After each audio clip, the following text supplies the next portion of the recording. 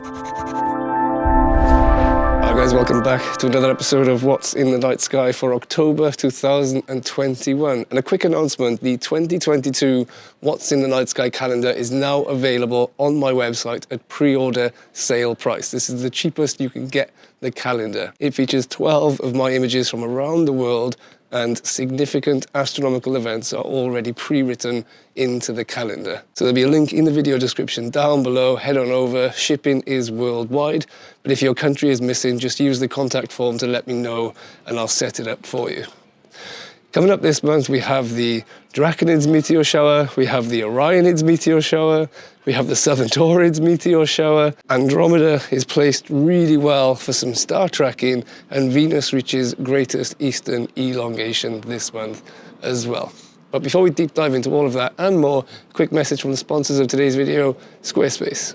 Squarespace is the place to host your website or online store, and I speak from personal experience because my website's been hosted by Squarespace for the past few years now, and I've been a very happy customer. I use it to advertise and sell my workshops, also my Astro Workflow Lightroom presets, and it's also where you can now get the 2022 What's in the Night Sky calendar. Squarespace handles all the payments for me, everything's automated, and it means I can spend more of my time doing things like capturing and editing photographs, which I can then upload to the galleries on my website, which look amazing as the images don't get compressed like they do on Facebook and Instagram and other social media platforms. If you'd like to give Squarespace a try, head on over to squarespace.com/Alin for your free trial. You can start with one of their award-winning templates and customize it to your heart's content. Then when you're ready to publish your website and go live, use the code ALIN for 10% off your first purchase of a website or domain name with Squarespace.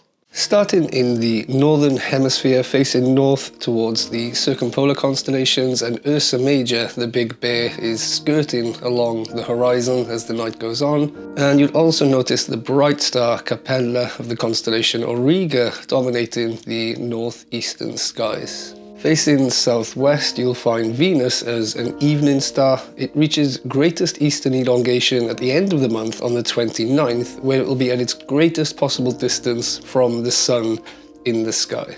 As darkness falls, you may catch a last glimpse of the Milky Way core as it chases Venus below the horizon, and then you're left with the Great Rift section of the Milky Way standing pretty vertically on the western horizon as the night goes on. Facing south, Jupiter and Saturn, the two gas giants, continue to dominate the skies. They're out pretty much most of the night and set in the west in the pre-dawn hours. Facing east, and Pleiades is now rising much earlier, along with Hyades. And as we enter the pre-dawn hours, Orion is also starting to rise earlier and earlier. And before the sun comes up, Sirius now makes it above the horizon, so we have the full winter circle asterism of stars returning to the sky. It's also a really good time of year to photograph our closest galactic neighbour, Andromeda M31, as it spends most of the night high in the sky, so a great target to pull out the star tracker and do some telephoto star tracking this month.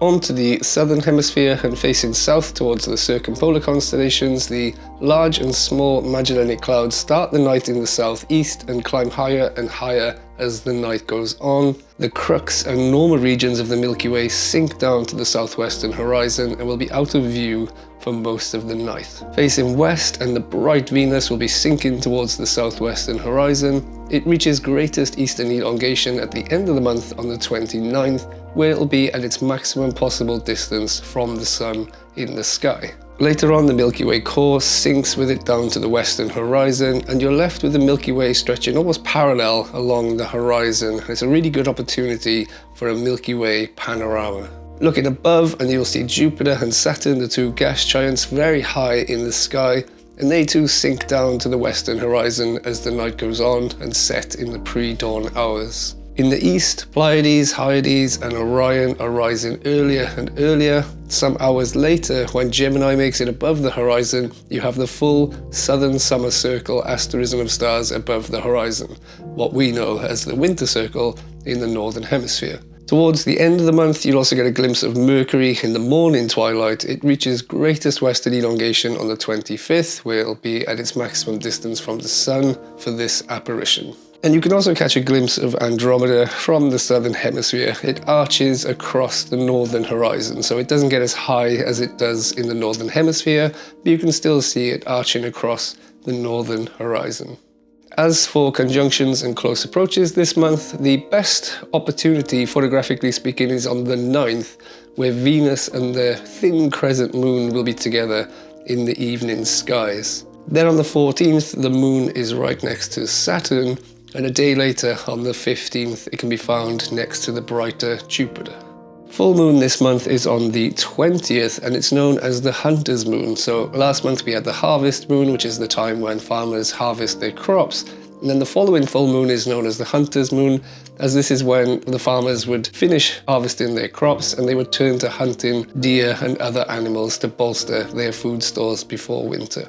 As for the special events this month, we start with a minor meteor shower in the Draconids. Now, the Draconids has its radiant point in the constellation Draco, the Dragon, so it's a very northern hemisphere affair. It's active from about the 6th to the 10th and peaks on the evening of the 7th with at max 10 meteors per hour. Unfortunately, the peak does fall around the same time as new moon, so viewing conditions are pretty perfect. The Draconids is a very unusual meteor shower in that the highest rates of activity are seen in the evening hours rather than the pre-dawn hours like most other meteor showers. So the peak of the Draconid is set to be the evening of the 7th. There's another more reliable meteor shower at the end of the month in the Orionids, which has its radiant point in the constellation Orion, so it's visible from both the northern and southern hemispheres.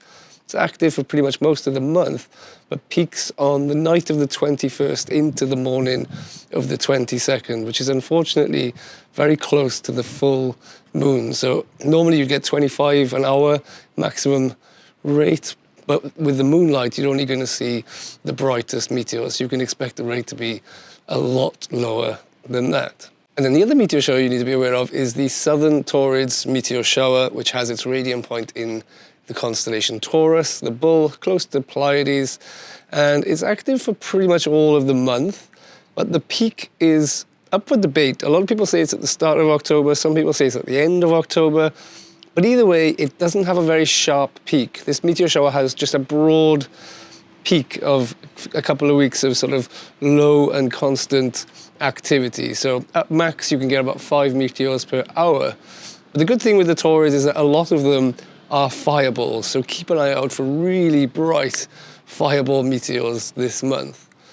Now, the stream of debris in space that causes the southern Taurids is believed to have been split into 2 streams by Jupiter's gravity, and so we have the southern Taurids this month, and then the other stream produces the northern Taurids, which peaks next month, so I'll talk about that a bit more in next month's video. And that's all I've got for you guys. It's very much into meteor season now. There's a lot of meteor showers active, so keep your eyes peeled when you're out and about. Now onto the hashtag WITNS. For those of you that are new here, every month I set a target subject or theme for people to photograph and then upload their images to social media using the hashtag WITNS.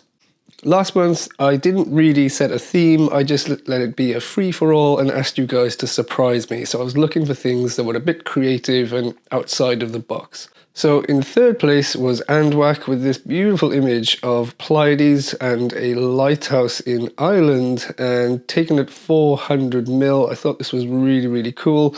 Love the blue tones, and it's got a really, really nice sort of nighttime feel to it. Thought it was really, really cool. In second place was Gordon with this absolutely incredible image of the SpaceX Inspiration 4 launch, the first civilian space mission, and just really nicely captured this beautiful curve of the rocket, and then as the rocket sort of comes back and returns to Earth. This image really caught my eye as I was flicking through the hashtag. But in first place was this incredible image from the Tired photographer. Now, it is a composite image, but thankfully he's very open about his methods and how he created this image. And it just, again, it really caught my eye. I thought it was such a beautiful little image, you know, showing your kid the stars and having the bokeh effect on the stars to make you feel so small compared to the beauty of the night sky. And both the images were taken at the same focal length just to keep things consistent, and it's worked really, really nicely. I really love this image. This month, let's go for meteors. I mean, there are so many active meteor showers now that I think hopefully you guys will capture some sporadic meteors this month. But I think it's going to be a difficult one. It's a bit of a potluck one, so just try and get out as much as you can and photograph the night sky as much as you can. And that's it for this month, guys. Thanks for tuning in to another video of what's in the night sky. And if you're going out to enjoy the night sky anytime soon, I wish you good luck and clear skies.